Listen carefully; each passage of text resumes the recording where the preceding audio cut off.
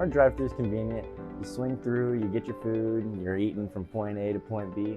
Sounds awesome, right? Well, sadly, that's going to fall in our third category of distracted driving, manual distractions. Before we go any farther, I'd like to introduce myself. My name is Wyatt, down here at Hattan Chevrolet in Park City, and we're going to educate you on distracted driving. Manual distractions cover a broad range of things, such as, changing the radio station, adjusting mirrors, seat belts, texting, using your phone in general.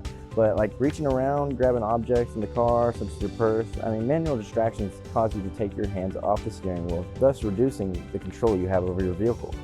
Some things you can do that will reduce manual distractions while driving can be as simple as, just turning your phone on Do Not Disturb. Avoid eating while driving by either, stopping at a restaurant on the way, or just wait until you reach your destination to eat. Keep your purse behind your seat. Out of sight, out of mind, keep it behind you. I hope this information helps free up your attention on the roadway, and if you don't have a Tesla, keep your hands on the steering wheel.